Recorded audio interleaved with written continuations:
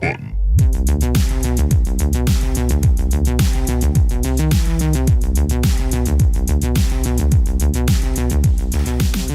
You know what sucks about Disenchantment besides everything? What? I didn't stick with it after the first couple episodes. I watched the entire second season they now have. There's a third one that just got announced. You excited? But here's what bothers me. Okay. The art is incredible. It looks good. The character designs are a little too... The character design is Groening-esque. Yeah, I like the look of, what's his name's character? Why can't I think of it? Eric Andre, Lucy. Yes. Sorry, yeah. Now, and he looks out of place with the rest of the show, but the little guy is just wearing Bart's clothes. Bart, like what? It's incredibly well voice acted. Yeah, and Matt Berry's great. For the most part, the writing is good, except that it's the most unfunny thing I've ever watched in my life. It's also like plot bit, like it's that's what I'm saying. It's like for the Matt most Groening's part, first attempt at the doing lessons and like the morals of the story and all that are all like pretty well written. Mm-hmm. Everything comes around. As far as like structurally goes, it's like written you just well. mean actual. But just content, there's nothing. It is not funny. And it's like, that'd be okay if it wasn't trying to be funny, but like, I think it is. It's billed as a comedy, yeah. I know.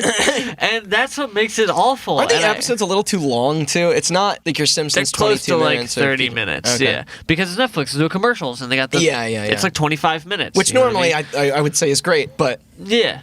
Well, it some of drags. those shows benefited from that broken up time slot kind of situation, or broken up like structure. But there's a lot of Adult Swim shows that started at 15 and then went to a half hour, and it's weird because it's like I loved a lot of those shows, but when it's a half hour, you're like, like it's kind of. What if that's just Matt Groening's bit? If I was like famous enough to just get a show on Netflix for being funny and creating one of the best comedies of all time to just make one that's not funny on purpose. It's just me. But see, here's the thing, like, there are moments, if you watch all of it, you're bound to laugh maybe once. You know what I mean? Because I think I watched 2 or 3 episodes. Even the worst comedies ever, every once in a while, will like have a funny. You're like, exactly. That's good. And there are moments that like have me cracking up, but it's not like the other day before I left, we all watched an old episode of Futurama from probably fucking 2004 well, that's or crafted. 3. Like Futurama and Simpsons are like they don't even give you time. We're just laughing every fucking 5 line seconds. And it's just like a room full of people who generally have very varying comedy tastes and everything. We're all laughing. But it's like, this is just like, a lot of whiffs. There's not enough funny. There's not enough anything. I don't know what it is. Like, if it was serious, then make it go all the way serious, and I would respect that. Or if it was funny, like, it's just stuck in some middle nowhere land, and it's just, I don't know how it got a second season. Let alone a third. Or why I watched it. You watched it because it was on Netflix. Same reason probably why everybody watched it. Do you know what Matt Groening's hand is in that show? Is he like directly? I mean, he's credited as the creator, but I don't know if he's like a writer. He walked into a room once and was like, "Yo, what if like Simpsons Futurama was in the medieval times?" And then he's like, "Oh, hold on, I gotta take this," and walked out. And then people wrote a show. That's what happened. But that's what's like stinks about it. It's like there's a lot of cool voices, like all the old Simpsons guys. Some of them are still there. It's very well acted, and like I said, the writing is actually good. Just not the writing where it matters, which is the funny part. Like, that's funny. I don't know. I mean, it's not funny, but like Austin said, maybe that kind of makes it funny. I don't know. I watched the first few episodes and I was like, okay, I've seen all of it. I'm done. I've seen all of it, so that's my opinion. And this is Cartoon Button. It's created by Matt Groening and Josh Weinstein. Doesn't say who the writers are. I guess that varies. Josh Weinstein he was an old writer on The Simpsons and the Golden. Him and Bill Oakley created Mission Hill. Yeah, something like that. Good track record, but I guess it just didn't. It says created by Matt Groening, developed by Josh Weinstein, and then written by a bunch of other people. Bill Oakley. Yeah, Bill Oakley was the other person. David X. Cohen. Yeah, he's the co-creator of Futurama and also old Simpsons. Right? What happened? I don't think they were writing jokes. Yeah. To be honest, probably maybe there's too much freedom on Netflix as opposed to like. Or maybe it's just not that. Like I meant, like I don't think it was like I don't know when's the last time all of those dudes were in a room like writing jokes. Yeah, I mean that's how The Simpsons and Futurama used to be written, but I don't. Yeah. I don't know if it's. I like don't that know anymore. if it. I'm sure it is. I can't imagine it not being like, all right, let's get a joke here. They have a writer's room with a bunch of. But are they in it, and how often? And if they are, like, the fuck was going on? Because historically, very funny. One of the staff writers for Disenchantment, who's worked on all 20 episodes, his only other writing credits are Simpsons Bowling, Simpsons Night of the Living Treehouse of Horror, which is a video game, and Simpsons Wrestling. Bowling is Simpsons Wrestling is a terrible PlayStation game. They're all video games, yeah. Huh. And then, so I just had a bunch of writers like, oh, we know all these guys, or a couple of them. Let's bring them in. Maybe some new. I don't know. Yeah. I just no offense to those people. They're probably very good at what they do, and they deserve those jobs. Or, maybe I don't know if I'm in a place to say that, but well, speaking I'm still a little bit disappointed. Bad games like Simpsons Wrestling. Good transition. We can use that. The master segue. Or the other two were Gravity Falls and Regular Show. Those shows are great. I know. Man, really, what did happen? I don't know. We can either use that as the cold open, or we can rank major corporations by their human rights violations. Nestle. I want to own all the water. Walmart. I want to own all the money. All right, so this intro is actually going to be kind of hard. You've either heard of this game or you haven't. And while we don't usually host topics about super obscure shit, this story was honestly just too bizarre and too creepy to resist. Hong Kong 97, an unlicensed top-down, shooter for the Super Famicom floppy disk attachment system that was mysteriously released throughout parts of Asia around sometime in 1995. What makes this title different, however, in a territory known for many bootlegs at the time, is its notoriously poor quality, intentionally off-color political message, and its tasteless inclusion of an actual dead body. For decades, very little was known about the strange origin of the game, including who even made it and how it was even distributed. That was until only last year. I'm about to unravel the tale of something you probably wish you didn't know about. Oh, that's a good way to... Last year, what year? Like 2018? Yeah. Okay. Yeah. For those listening in the future. Yeah. We're not going to be around by then. I'm Randall Beatrice, continuing with our October series on horror in the world of games, and here, as always, with Austin Blakesley. It's called Hot Ween. Skeleton Fest. Oh, Hot Ween. I don't remember what it was called. And Chris Anantuano. I'm not feeling good. Skeleton Fest. Sorry, Hot Ween continues. Is this the last Hot Ween episode? Or no, we got one more? We got one more after this one. Oh, one more. And then November is all episodes about displacing native people. So we're covering Custer's Revenge, and wasn't there an ethnic cleansing video game? I think I mentioned that before. Jesus Christ, why do you know the worst games all the time? If I'm like, Randall, I want that game where you're forced to work in a Nike sweatshop, and you're like, oh yeah, that's... I played it. All right, but who's ready for some fucking weirdness? That's what October's all about. It's true. So before we get into the title itself, let's first explain the device needed to actually play it. Otherwise, following this might already be a bit more confusing than it already is. Yeah. The Super Famicom was, of course, the Japanese Super Nintendo with virtually identical parts. It looked a lot cooler, I thought. I like that controller and everything. On the inside, it was the same, despite the change in visual design on the outside, as I said. Looking cooler. Looking cooler.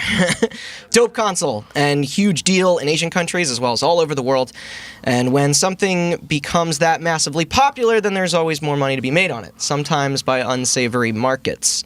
Now, while bootlegging wasn't exactly rampant here in America during the 16-bit era, possibly due to those Nintendo Atari lawsuits involving Tengen and, a generation before scaring everyone off, the same couldn't be really said about Japan and the countries neighboring it. Gaming was an expensive hobby, and the region wasn't particularly experiencing the same economic boom as we were back then. Yeah, and I also think that gaming, when it came to America, was like way more consumer culture immediately totally, yes. than it was sort of this expensive, like electronics-based hobby. Yeah, you know absolutely. What I mean? It was more of a niche thing. We're super into ham radio. Well, here it was like video games were like toys back then. Like I don't think it was the same there. And not only that, but some territories like in China and Singapore and Taiwan and the Philippines, many of the options to experience the venture weren't even really available at all. But people still wanted to game. And in order to take advantage of those who maybe couldn't afford a $60 to $90 release every few weeks, or who couldn't even get damn copy of Super Mario Bros. 3 in their area, if you had the cash. Companies and certain peripherals started springing up to combat this. Products such as the Game Doctor, Super Pro Fighter Q, and for our story today, the Super Wild Card, began appearing in the underground markets, all while being advertised as quote-unquote backup devices.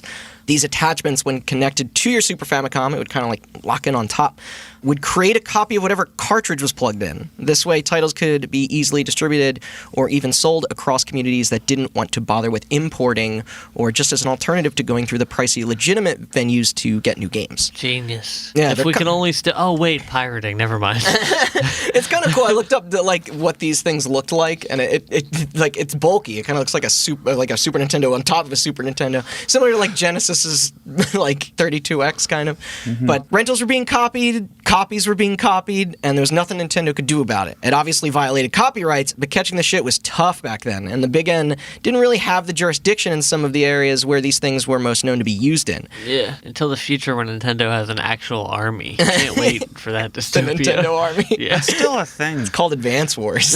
There's They all look like that. Pointing out, and we've talked about No Clip a lot. Do you watch the cloth map thing? Oh, is that the one where Brazil? Drew goes to Brazil? Yeah. So I know Chris brought up before that like the Genesis a former was like the Giant Bomb employee named Drew Scanlon, also known as the blinking white guy meme. Yeah, he's come up on here before. He has a YouTube channel called Cloth Map, which is basically like the travel channel but related to video games. Yeah. And in the one episode, he goes down to Brazil. I think it's like games in general. He also does like board games and card games. Brazil has these crazy high import taxes. Yeah. Or is it Brazil? I think it's Brazil. Is it South Brazil? America. Yeah. Somewhere in South America has crazy high import taxes. So getting even like an Xbox 360 or a PlayStation 2 there, $1,500 or it's something. like $1,500. But like before those taxes existed, they were able to get things like the Super Nintendo and the Genesis. Yeah. So there's like an entire market of people making homebrew versions of things like Guitar Hero that work on the Super Nintendo. It's crazy. Sometimes they'll pop up on those little mall kiosk things too. It's because they found ways to bootleg those systems in country, so it was a lot cheaper to do it than importing the other. But it's actually cool that you brought up homebrewing, because that is kind of the base of our talk today. Like it sounded like Dara was going to get more into piracy, but we're actually not talking about that this time. This is more about, making people making their own games. Yeah. See, the Super Wild Card and Game Doctor devices that I mentioned earlier also doubled as development units and came complete with like a floppy disk drive, where anyone with the know-how could technically create their own ROMs to play on the console. Arguably pretty cool for those early years. Like you could even rip it to the cartridge and or you could overwrite somebody else's your own cartridge. Yeah, probably. I assume that's probably what they had to do, because it's not like you could get blank cartridges. I know when you make repros. Well, I know like when people used to do this in the Famicom days, because the Famicom had the Famicom disk system, the floppy disk drive. And you could overwrite games with that. You could. They supported, like, there were like kiosks. There were and kiosks stuff, where you could like rent games and overwrite your floppies with new games or whatever. Yeah, it's super ambitious. They kind of developed the technology, and then these people probably just used it for the Super Famicom. That predates this. Mm-hmm. The makers responsible for bringing these features into the world of the Super Famicom was the now defunct Chinese electronics company Bung Enterprises. Good name. An absolute. An absolute nemesis of Nintendo during their reign, with the famous manufacturer aggressively pursuing them legally for months and months and months to stop the sale of products like these. You're telling me that Nintendo beat out Bung for international recognition? I don't even know if I mean, their goal was to stop the spread of it more. Like, they didn't want it to reach the European market or to come here. And their handheld, the Bung Boy, didn't play well in American markets. But Nintendo was mostly going after them so that like crappy knockoffs of their big releases wouldn't get around. They weren't really thinking about the weirdos out there that would birth something like Hong Kong 97 into the scene. So let's get into the game kind of itself. For starters, the title itself is identical to an American direct-to-video action film starring Terminator 2's Robert Patrick, and was released a year earlier. While it was said to have... In 1997? No, in 1995. I think this movie might have come out in 94. Gotcha. And it's just called Hong Kong? No, this one's called Hong Kong 97 as well. Yeah. The movie itself apparently was pretty fairly unremarkable in terms of reviews and sales. Yeah. It did kind of share a similar setting to we're about to discuss, though, with the back of the VHS tape reading about how an assassin kills several high-ranking Chinese officials and must get out of the country quickly before he himself is murdered. I'm sure it's just riveting, but Other than that, you will soon find out that there's really no relation. I think he just grabbed that title. Yeah. But it will thematically, kind of make sense. But anyway, I guess I should probably explain the game in question here. Which, buckle up, because this description is going to be a little difficult to follow and may also feature some pretty inappropriate ideas. Like I brought up before, parts of it deliberately don't make sense, while other parts are purposely looking to offend. Okay. For those that manage to somehow get their hands on this thing, I will dive into that later, don't worry. The first thing you will notice upon boot up is the developer name, HappySoft, the option for multiple languages, including Mandarin and English, surprisingly, and most notably, the music, where in the first 2 lines of the upbeat children's song, I Love Beijing Tiananmen, will ominously play on a 10-second loop endlessly throughout the entire game without stopping. Now, I do have a sample here, just to make you guys feel immersed. You ready? This is going to be like Halloween 3. You ready for this? Our face is going to melt.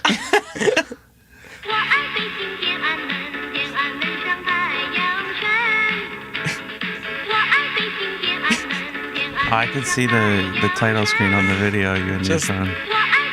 And that just loops. That loops the entire endlessly. game. Yeah. All right, we get the idea. Just imagine this here, just repeating over and over again until you've lost your mind. Now, translated, I believe the lines there are that that woman is saying is, I love Beijing Tiananmen, the sun rises above Tiananmen, the great leader Chairman Mao, lead all of us forward. Nice. It's a catchy tune. Yeah. That sounds like somebody wrote that out of the bottom of their heart and wasn't held at gunpoint to write it.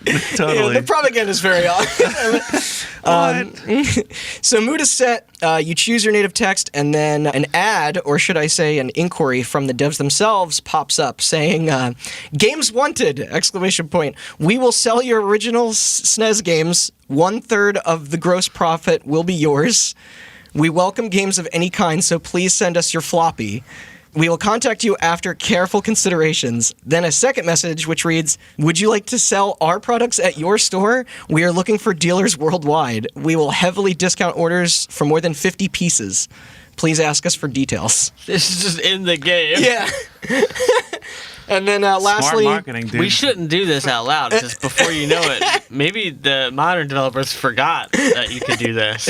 And they're going to, next thing you know, you're going to be like, finally, Last of Us 2. It's going to be a great, dramatic game, ready to get some chills and some thrills and just be emotionally immersed. And then it's just like, get some Fanta, idiot! And then it starts. And then it's really depressing music. No, and then it says, also, if you want to sell Fanta, call this number.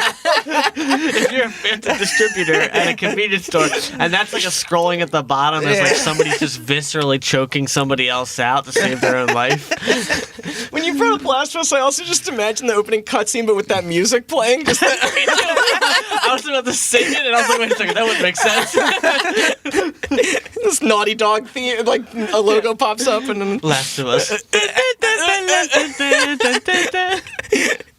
The last screen is just a copyright of sorts from HappySoft Ltd. and what appears to be a false address from a residence in Tokyo. So yeah, all kind of fearlessly to the point there, but let's really place the tone with what comes next. Upon viewing those, you are then taken to the game's title screen with the name on top written in red against a black background and 2 badly grabbed images on the bottom. One of Jackie Chan, clipped from the cover art of his Meals on Wheels film, and the other a candid picture of Deng Xiaoping's face, the ex-Paramount leader of the People's Republic of China. Yeah. Paramilitary or Paramount? Paramount. Oh. I don't know what that means. Like this movie studio? Yeah, the film company. Okay. Also, it's Wheels on Meals. Wait, what did I say? Meals on Wheels, which is the charity. Oops. I've seen that movie, though. It's actually pretty good. Then what follows is to set up the plot, I guess. Air quotes, plot. Is your opening cutscene. I kind of garbled that slowly, but it's weird saying like story, but yeah. A series of propaganda-themed photographs delivered in a gallery slideshow accompanied with bottom text that I will now read directly. Again, I apologize for any overtly offensive terminology and themes here, but this is what they wrote for players jumping in, I guess. First page. The year 1997 has arrived. A herd of fucking ugly reds are rushing from the mainland. Jesus Christ. Yeah, that's the first line of thing you see in this game.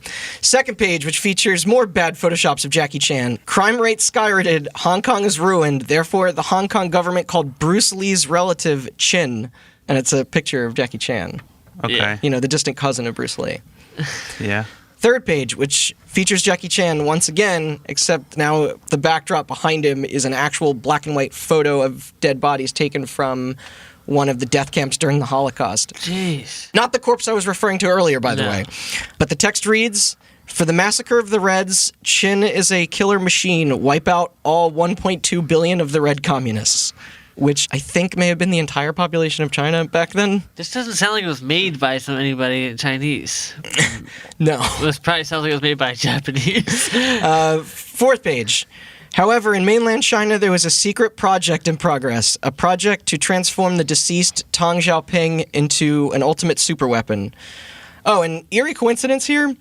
While Ping was still alive in 95 when the game was developed, he did in fact die in 1997 from a lung infection and Parkinson's disease, which is kind of crazy. Like the title foretold it, but he was also 92 and not exactly the beacon of health. So not that unheard of, I suppose, but just coincidence. Because everything in this game, this is all taking place during the political handover. Right.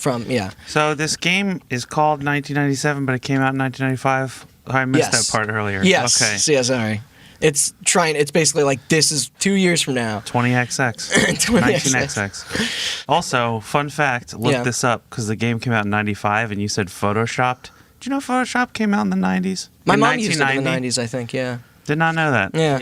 I mean, I'm sure it isn't what it is today. But I think it still costed a fortune back then. They stayed consistent there. I'm looking at the box art for Hong Kong 97. That kind of looks like all the thumbnails I made for this podcast. It's kind of like exactly the same thing. So who knows?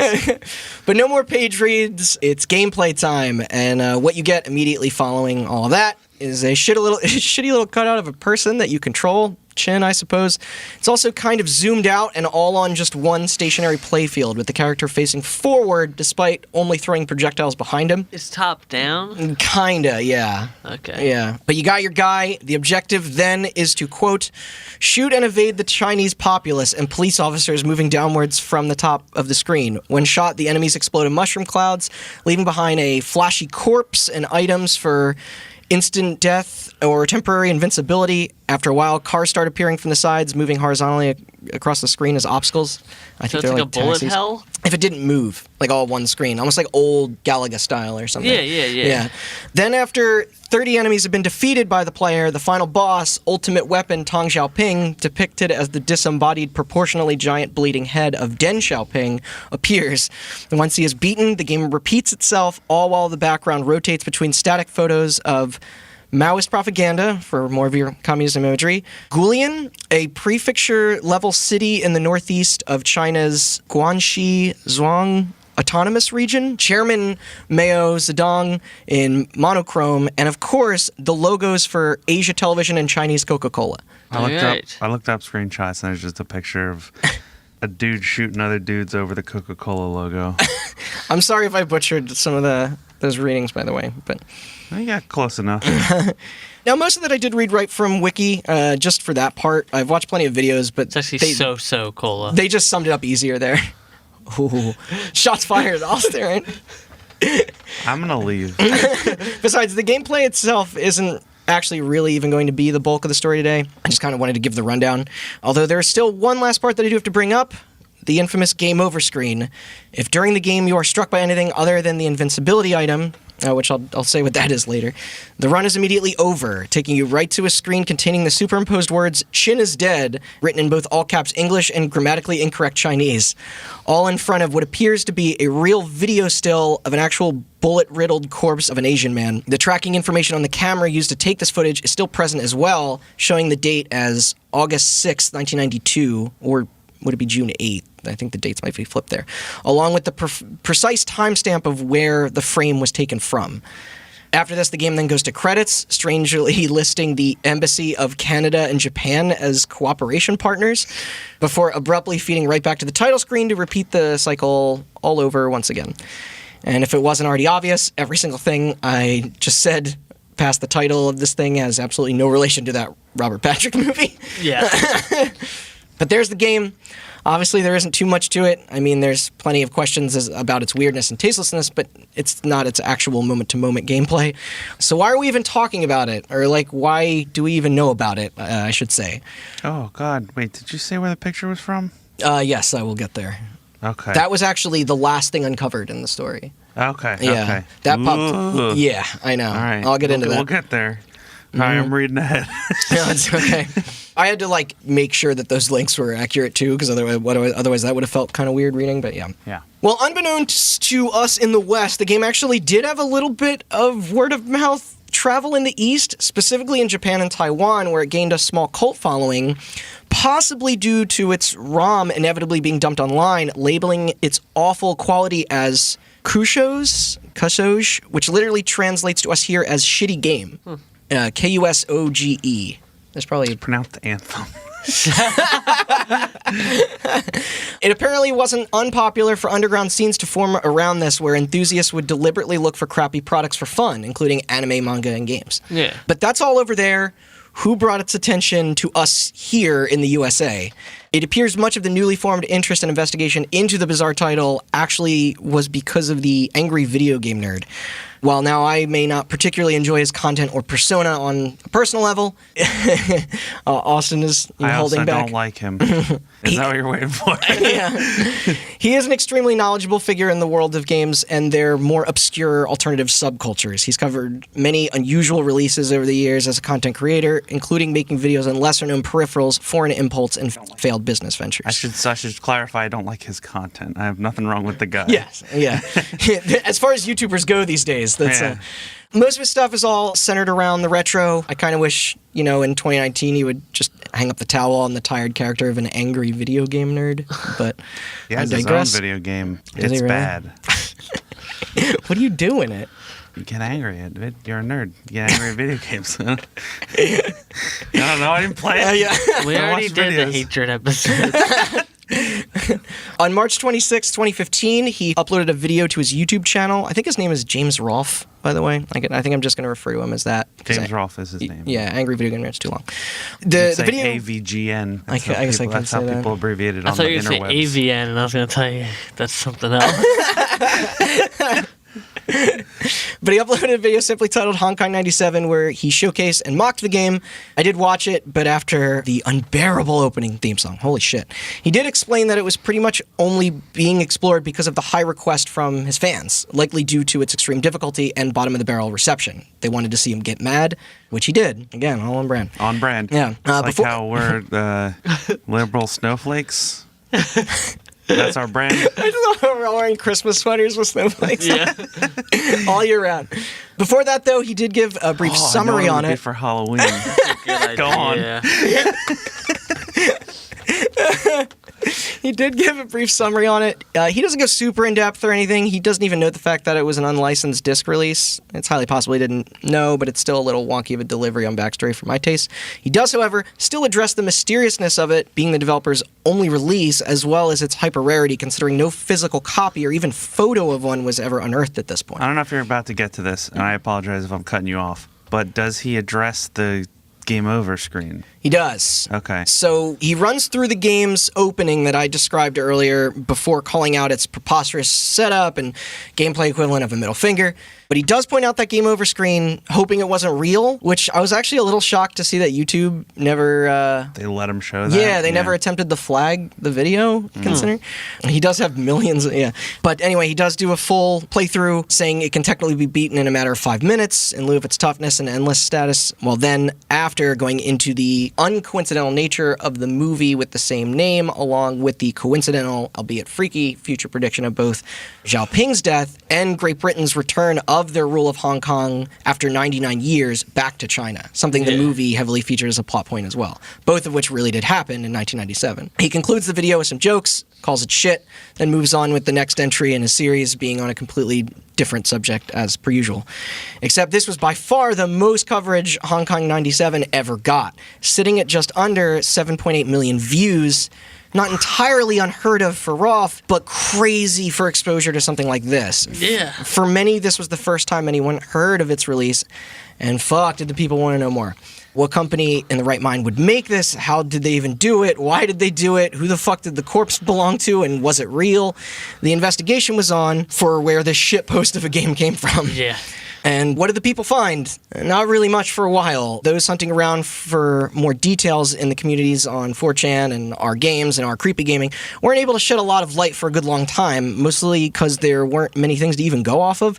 Searching for Happysoft wasn't bringing up much. That address wasn't bringing up much, especially in 2015. Also, not to mention the language barrier between territories only made looking things up way more difficult, which I also had ran into. Many started to believe the game never really was even for sale or created back in 1995 to begin with, while others claimed to have seen it in the wild back in the day. Heavy rumors also began to spread, with some of the more outlandish, of course, being about the featured dead body. Researchers attempted to link the photo to reported deaths on the date pictured, one of which was said to be a documented suicide of a Polish Olympic boxer. Although considering the wounds, it probably would have made very little sense. You don't shoot yourself here when you kill yourself? Yeah, just you light up your chest. Yeah. Other posters brought up the serious and disturbing question of whether or not this person was ever found to begin with, and that it was potentially possible that the game's creator was responsible for it, a la snuff film. Oh, the creepy. Yeah, and I mean, you never know. Maybe that was why they never came forward with their identity afterwards. Regardless, the people pressed on, and wouldn't you know it, some new evidence started to turn up. The first being a supposed actual advertisement for the fabled title itself. And it seemed genuine. This was a crazy discovery when you think that the only information we had before this was through data on the ROM file. Yeah. But yeah, this was shared on Reddit on the Arson Massacre page and eventually fully translated from Japanese to English in 2017, about 2 years after our Angry Video Game Nerd video. Cinemassacre is the company that Angry Video Game Nerd owns. Okay. Should clarify. Is it like a parent channel company? Yeah, so he started out, I believe, doing movie stuff, and his channel was called Cinemassacre. Oh, okay. That makes sense as to why his fans would congregate here to yeah. But this post revealed quite some shit. Our first major highlight here does kind of explain its supreme rarity. According to the ad, the game appeared to have been mail order only and priced at 3,000 yen, or about $30 US, shipping included. It makes sense when you think about it as to why this would have never surfaced in a store, like ever been carried in one. Then second, it pushes the angle again of an exchange service for pirated SNES cartridges, just like the message in the beginning of the game's boot up. It even mentions the Super Wildcard system. All right, now beyond this, and before we get to the good stuff, there was a full cheeky description for the story and gameplay written here, presumably by the creator, more than what was in that opening cinematic anyway. And of course, it's just as terribly misleading and racist as you would expect. It's also long. But some of the phrases featured are, remember this is Japanese to English, full sampling excitement sound from digital material, boss character is huge and mighty, splattering entertainment, game setting of anarchy fear. I like that last one, I don't know. That sounds dope as shit. It does. I'd play, if there was like a Steam description with that, I'd buy it. Game setting, anarchy fear. Yeah. All right. Yeah. Let me get this straight. They said all of that. What the game actually is a guy shooting backwards on a screen at other guys, presumably horrible sprites, and the floor is changing pictures to various propaganda things and advertisements. Correct. Yeah. I don't want to read. Anarchy. I don't want to read too much past that. There's a bit of calling Chinese people dirty in there that I'm not comfortable with. Definitely written by a Japanese guy. Along with more genocide inciting that I'm also not comfortable with. Okay. It's not great, but he does reference Mortal Kombat in it for some reason and points out two things regarding its contents that weren't confirmed before. One, that the invincibility power-up I mentioned earlier is heroin, which, sure, I guess. Awesome. It's represented by a little hypodermic syringe sprite. I don't know if people have figured it out before, but... And two, that the body is real, since all assets in the game are, quote, real ones scanned from real images I use. So that's kind of creepy. Not entirely definitive, it though doesn't say where it's from. It doesn't say where it's from, just that it's real. He's advertising it. like addressing it. Yeah. Okay. But anyway, enough retraining. We need more shit that will lead us to some actual hard evidence. Well, there was delivery info at the end, which I guess you would need to order it. Yeah. There it even explains why they went with the disc system to distribute it rather than make repro carts, which, spoiler, it was cheaper. And that they were planning to make a sequel. Spoiler, it didn't happen. Right. But enough about that. We finally had names. 2 of them. Plus, there was even a fucking phone number with business hours, an email, and an agency called Dope Mania Japan. Awesome. That is Happy awesome. Soft, Dope Mania. This guy's got company names on lock. I'll tell you what. There was suddenly... Maybe if it was Dope Mania instead of Bung or whatever versus Bung Nintendo. Enterprises. The Dope Mania Switch. I'd buy that. Would you buy a Dope Mania Switch Lite? No. Still no.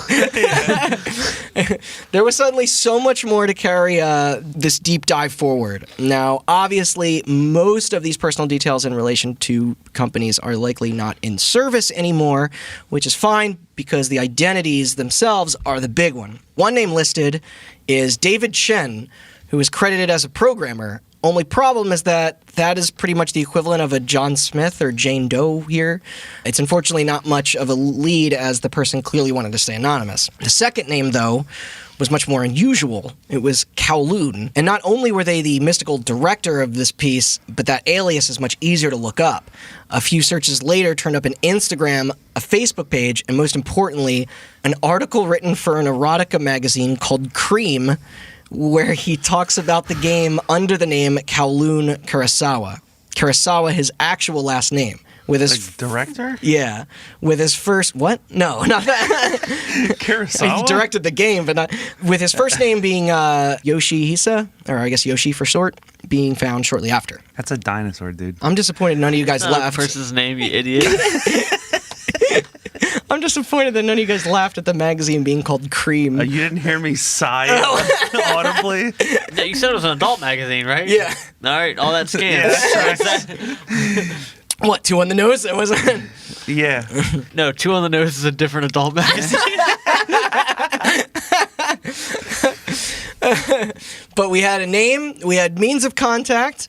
It really didn't take long for people to bombard his social media pages with questions surrounding the game. Did anybody try to call the number? Yeah. And then it didn't work? Didn't work. You remember the Giant Bomb episode where they were playing old games? Yeah, and they called they called the number and it was the developer's home phone number, and still he in service. still lived there, and he answered it. And he answered it. He was like the nicest he was old the guy nicest in the guy, world. yeah, and he like answered some of their questions about the game, and then they ended it with being like, "Please don't call him. He's enjoying his retirement." Like, Yeah. But yeah, he either wasn't active on them anymore, these pages, ignoring them for a fact, or just annoyed as all fuck and was simply just trying to hide. Either way, nobody was getting the answers they wanted, especially about the body. So they hit him up. They found out who he was. They found his like Instagram Just and Facebook from and stuff. one name. Well, they found Kowloon, which was like His handle? His handle, and then when they found the porno, okay. the article that it listed his alias, then his last name, then they found did it. more searches, and he found talks his about first the name. game in the magazine. Yeah, he was basically doing it like a fluff piece for like buy this. Fluff piece, nice. Another adult magazine. These write themselves. At one point during this phase, some of those hunters even brought up the idea of getting the police involved on suspicions of his involvement in a snuff film. You'd hide too if that was true. But then something happened. In February of 2018, a post from someone under the name Shimmaster C uploaded a photo of the supposed floppy disk game in question and its instruction manual, along with the caption, "I have a real copy of Hong Kong 97, no joke." Some folks started leaving comments, were like, "No way," while others mostly just made jokes or called bullshit. It looked real, but there wasn't a lot to really base that off of. It was kind of like the Nintendo PlaySpace Station at first.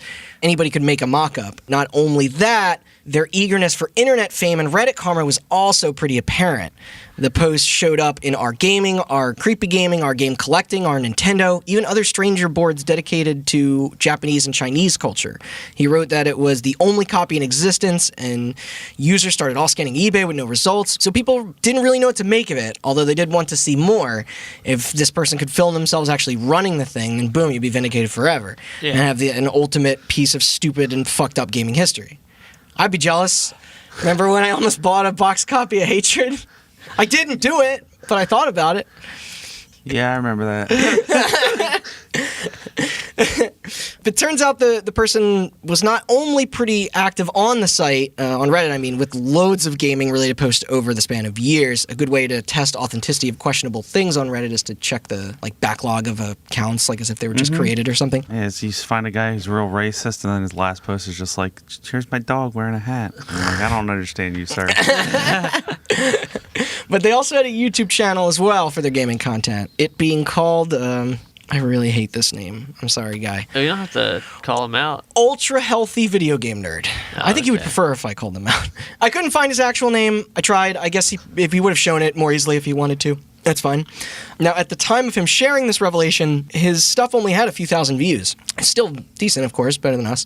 But it still wasn't exactly the most reliable outlet. This all did eventually get him a bump. I think now he has had about 12,000 subscribers. The final video in Hong Kong 97 that is still up has views in the hundreds of thousands, making it by far the most popular piece of content for him, with the rest of the series tailing right behind. I don't fully know how to feel about this guy, kind of personally. He comes off a little squirrely and unprofessional. Maybe he just has to work on his delivery a little bit, but he does address these impressions of him as well, which is sort of endearing. He's clearly making things as an independent voice. He's very passionate. Most of the other videos on his channel are all opinions on retro stuff or about his game collection. It's not my thing, but whatever. He is a vital character in our topic today, and he's got a cute cat. I don't know. I watched a bit of his stuff. It's all right. It's not, I'm not trying to be too hard. He seems like a decent enough guy. So the first video of his proof on owning the Hong Kong 97 copy, this is on February 18th, literally just hours after the Reddit post. He explains how he heard about it, how he retrieved it. I think he heard about it from Angry Video Game Nerd, along with waving the game itself around. His story was that it apparently just appeared one day in a listing on Japanese Yahoo auctions while he was browsing, like you do. Though I guess it's not that out of the ordinary for him considering his channel, but he assumed it was fake, of course. The description was sparse, but then he saw the seller's perfect score and starting bid of $10 on it, so he figured, why the hell not? If it was fake, who cares? He even said that he would have bailed if the bidding went over $500. That's a lot. Yeah. Well, the auction ended closing at around $320, with him as the sole winner. To his surprise, he got in a couple days and quickly went to tell the internet all about it. At that point, he was only making videos for about 6 months. The response from viewers, they downvoted him to shit. Later, he pointed out that his overly excited demeanor may have been the major culprit in that. No, I think it was probably that Reddit's trash. Yeah, that too. Not to mention the lack of explanation of how he even obtained it originally. The Yahoo auction news came way later. But he didn't quit there. In order to salvage his new reputation, he posted follow-ups, this time with screenshots of conversations with the seller and other deeper details regarding it. It's just that they didn't have the impact he was looking for either. Most people were already soured on the initial vid. This dude is one of the most foulest and most rarest games ever, and nobody was listening. But he knew it was real. So what do you mean? They never had physical copies. You always could just find it online or through a the ROM was dumped at some point. So if you if you have an emulator, you could probably technically play it pretty easily. But all of the information in the ROM would lead you to believe that it came out in 1995.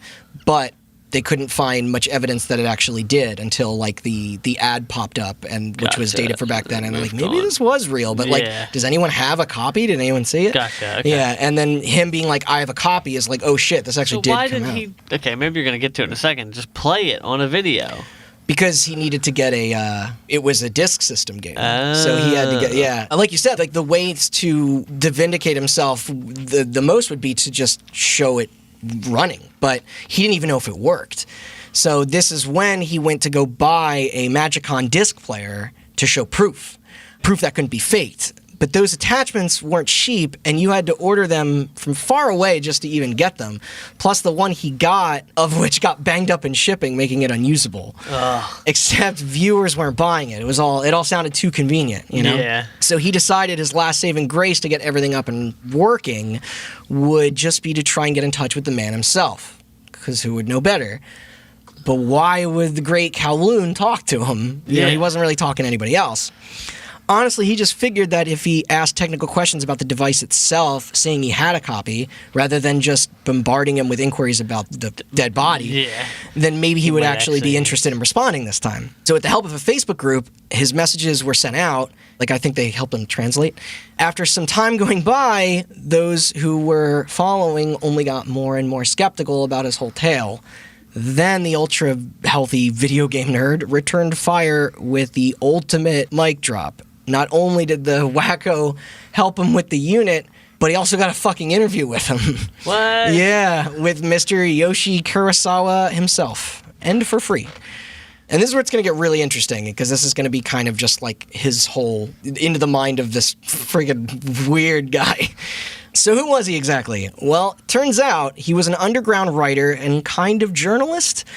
Documentarian? It's hard to say. He took his pen name Kowloon from a district in Hong Kong, which I guess makes sense. Kowloon, isn't that also the walled city? You ever hear about that? Kowloon, is it? Walled. You know what I'm talking about? No. Kowloon walled city was like I think they destroyed it recently within the last decade or so.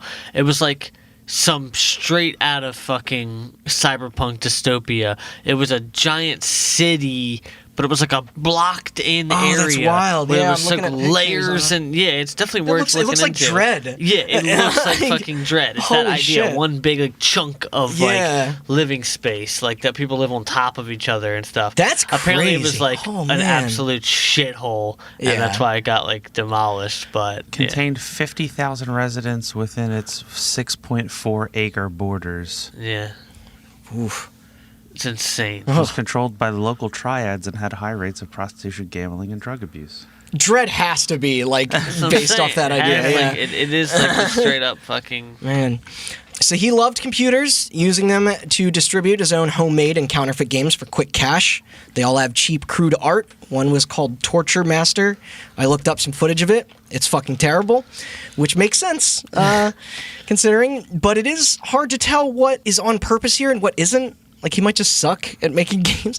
But yeah, he was deep into the scene, Kowloon, of shady electronics and digital subcultures. Yeah. He'd often travel to areas in the region to pursue their local markets for the more interesting shit.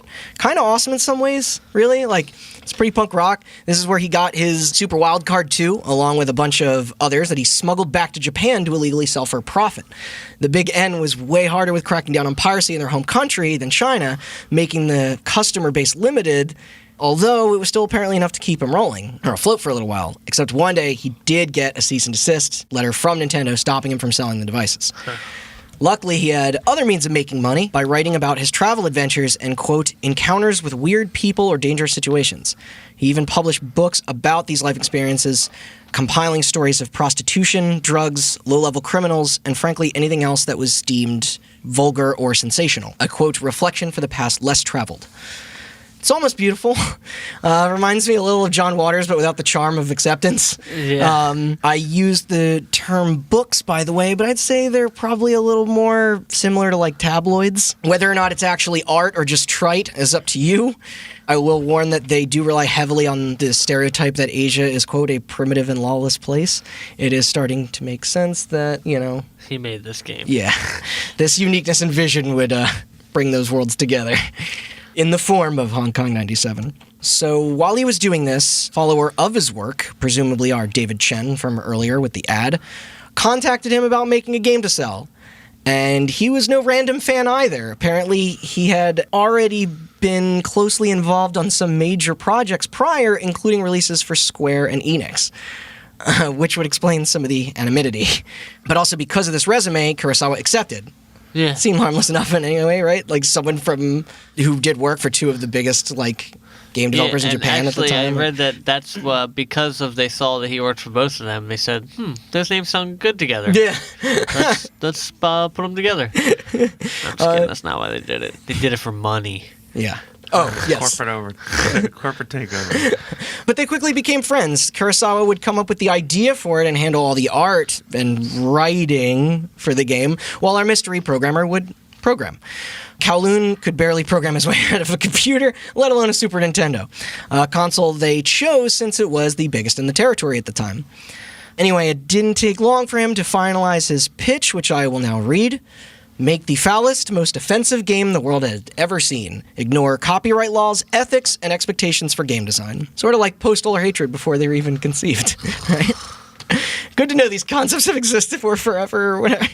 Mm-hmm. Yeah. Yeah, and it always works out. Yeah. They're millionaires. So yeah, not going to read that plot, the plot of this again, but this is where that was thought up. And he then grabbed images of real people, without their permission, obviously, along with the dead body, which was... Wait, he didn't get Jackie Chan's permission? Yeah, wait, you told me this whole time Jackie Chan wasn't signed that was on illegal? to this? Is that what you're trying to tell me? It's not Jackie Chan, it's Bruce Lee's cousin Chin. Guy's not listening to anything I'm saying. No, yeah, it was Jackie Chan from Meals on Wheels or whatever. Imagine Jackie Chan working for Meals on Wheels, though. He'd be real good at delivering the food. He would be. Yeah, he would like jump through a little window or something. But this is where the corpse came from, which was intentional to shock. He said he did all of this, by the way, getting all these things put together in 3 hours, converting the pictures all into raw data from things that were just lying around his place. Unfortunately, this... Oh, and he just take that body, take a picture of that. Jackie Chan, take a picture of that. Coca-Cola, Mao Zedong. Unfortunately, this still didn't help much in speculating the concern over the actual identity of the bullet-filled corpse featured, but it did at least answer the question of how the Company of Two came in possession of it. Turns out the frame is from a Japanese Mondo film, or exploitation documentary, called New Death File 3, published by adult film company V&R Planning. It's supposedly comparable to the Faces of Death or Traces of Death films that we have over here, which... Yeah. Sidebar, I fucking hate that shit. Oh, I know footage like what's featured in those are now just on the internet for distribution rather than being passed around with tapes for profit. But if you're into that stuff for like the sole purpose of just entertainment, I think you legitimately have something wrong with you and should seek help. Well, yeah. Like, most are obtained without the permission of relatives. It's pretty fucking gross. Yeah, now you just go to LiveLeak, watch whatever you want. It took Reddit way too goddamn long to take down our Watch People Die like this. Fun fact, it says here on Wikipedia that this New Death File 3 is available on LiveLeak. Told you. I guess you did, didn't you? So the degenerate sicko Not duo. that I do that. I'm just familiar with what the website does. Yeah. You remember? And I always watch them. You remember Rotten.com back in the day? No. Yeah. I was on porn websites. Well, I wasn't looking at weird shit. Oh, me too. But then they were like, here's a site where you can watch like helicopter footage of the war in Afghanistan. I'm like, nah. No, that was CNN. That was Fox News. Yeah. Take that was the media. But they edited out all the good parts. Yeah. Gross. I'm playing a role, obviously, but anyway, they had played a lot of roles lately. Kurosawa obtained the body image from the VHS by pausing it and photographing his TV screen. I guess that's why it had the. Yeah. He says he doesn't even know where the copy of the lo-fi death file tape is anymore, although community users dug up and found out that the unidentified man in the picture is of a civilian who was killed in 1992 during the Bosnian War, a conflict that took place in Bosnia and Herzegovina between 92 and 95. Nice. And as Austin said, apparently you can find a Portuguese dub of the footage on LiveLeak, so if you still want to confirm it for yourself. What? They speak Portuguese in, where's it right? Taiwan. Yeah, right. So if you want to, confirm it for yourself, it's there. I won't be, but... You won't be? Like what? Like in the live message board below the video? No, I just won't be confirming for myself. Yeah. All right, anyway, back to the fun stuff. The song was ripped off of a Laserdisc, which he had, which I think is great. Like,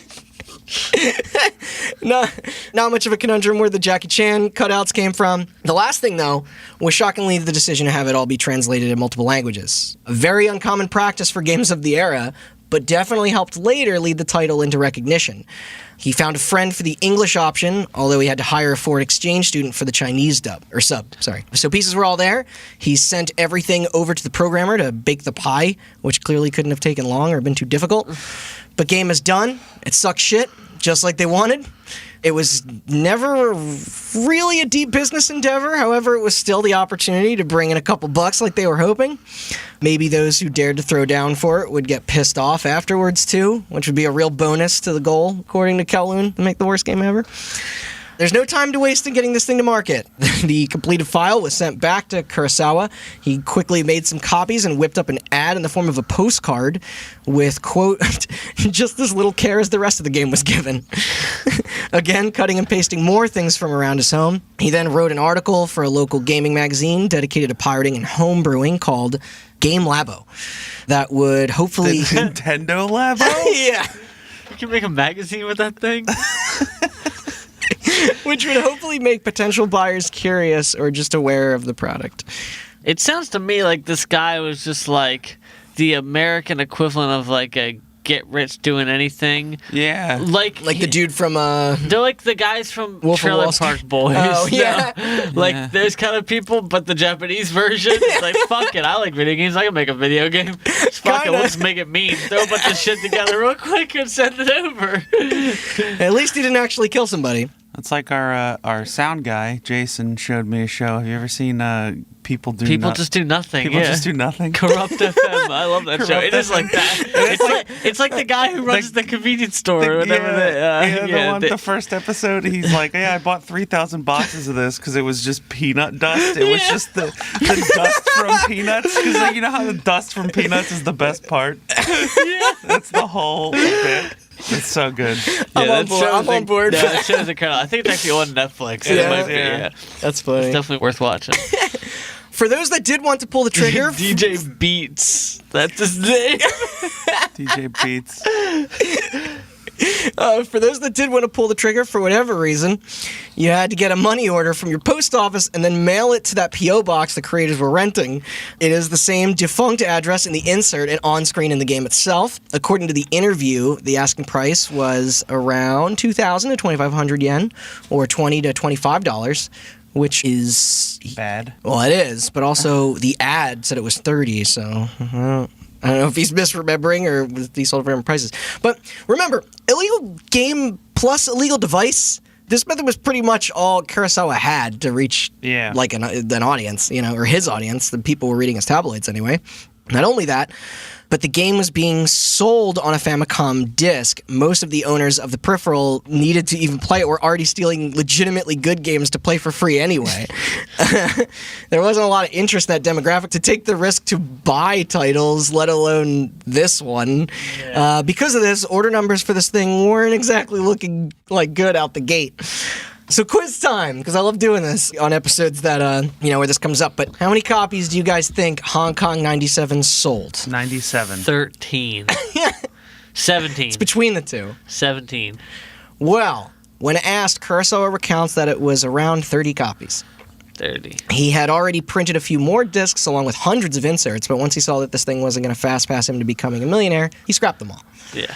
So was the one that the kid had real then? We'll get to that. All right. So you can call it a commercial failure, although was this ever really meant to be a hit in all seriousness to begin with? Like, it sounds like it. It sounds like he wanted to be rich. I mean, to be honest... With little to no effort. That's why I'm saying he sounds like one of those fucking English or Canadian television characters. This game wasn't really much of anything, which deservingly so. And it's odd to think the Kowloon man himself would even have expected anything more. It pretty much would have just faded into obscurity if it wasn't for emulators and the rise of the modern internet. Hell, you can technically go play Hong Kong 97 right now. I play it on my phone. I recommend it about as much as Hatred, maybe even less so. I mean, I played that. Might as well play this. Yeah. One last thing that I do find really fascinating, though, is to this day, we still don't know who uploaded the first ROM online. No one who worked on it took credit for that, and with so little copies out there, it's crazy to believe that this thing made its way through.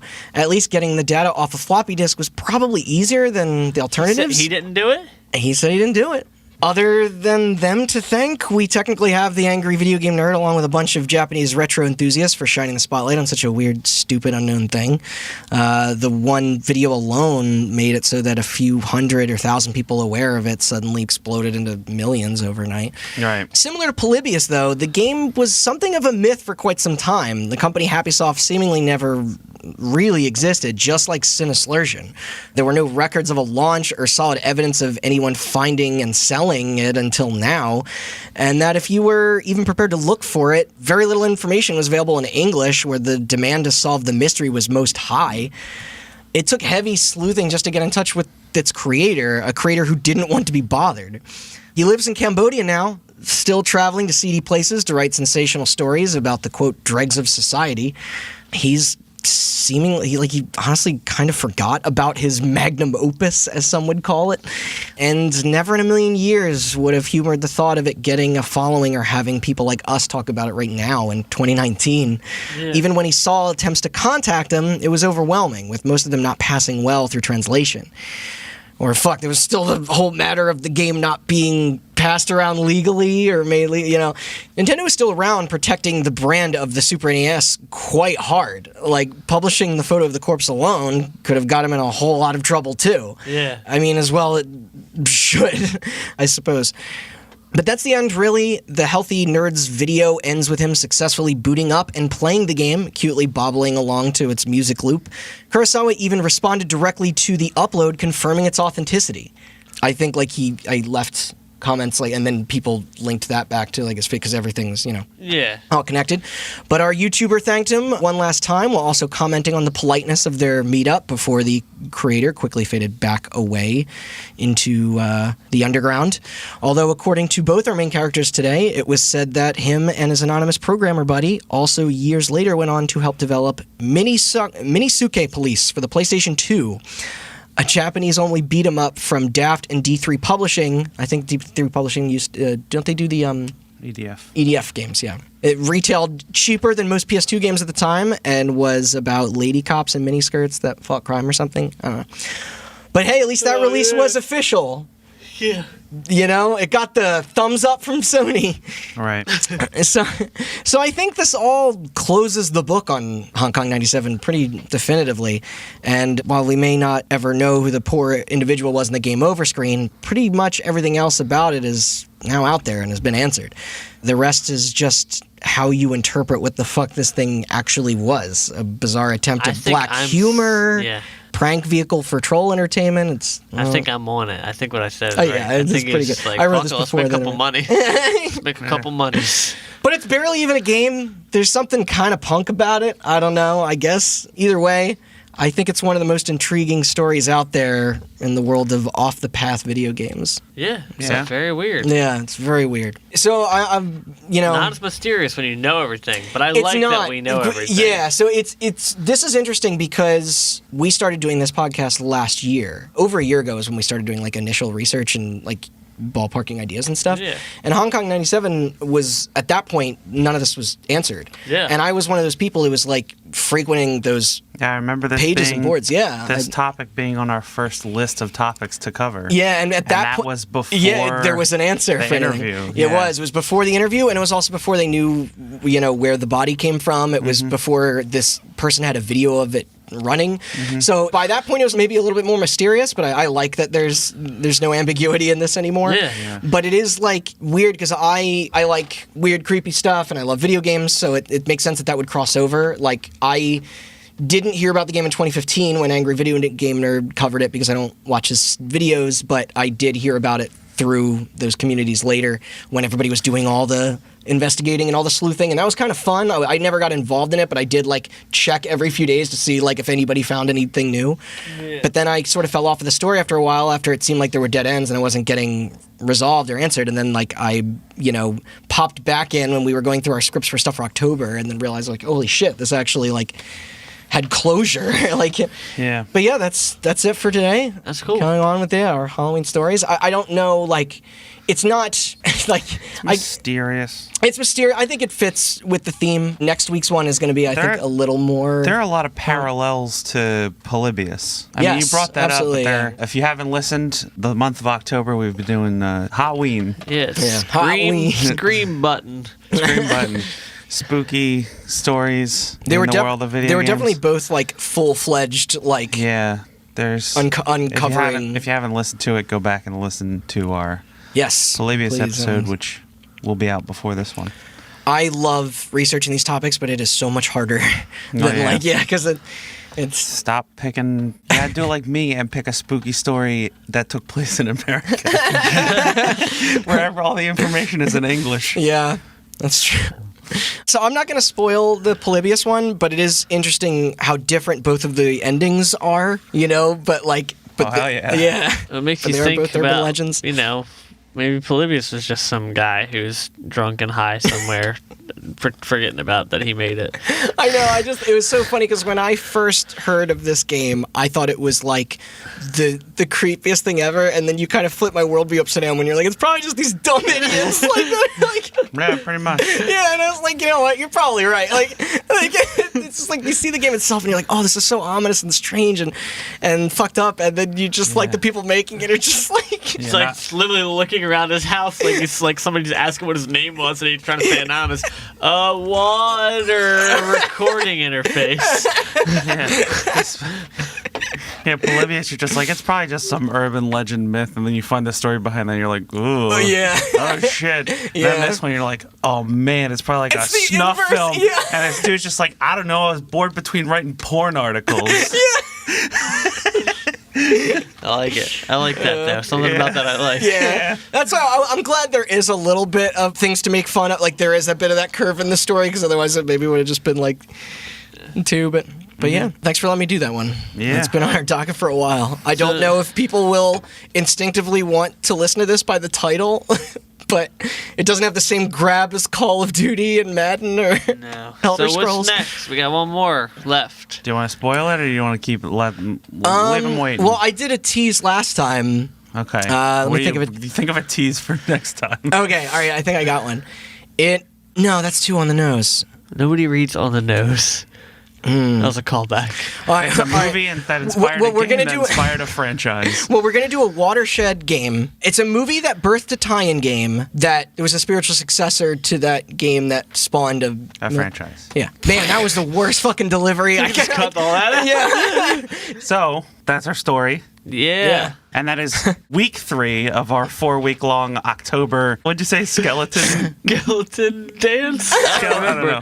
Scream-oween. We have one more coming out. The last one's a biggie. I think it is definitely Brady's been talking about this one for a while, so... I'm sorry that I teased that this episode would make something melt to your face, and it didn't. I mean, unless you're like a microwave or something, you have tinfoil in your head. But yeah, be sure to keep an eye out for that. The thrilling conclusion to our 4-week-long Halloween stint. Hotween. It's going to be a good one. One I'm very passionate about. It's been a good month of spooky stories. Yeah. And then back to your regularly scheduled, still fucked up programming in November. Oh, Chris has got a really fucked up one. You're going to... That's too fucked up for Halloween. I think we'll go with my other one first, because I'm still... Okay, that's fine. That's I started doing research on the other one before that one, so... That's fine.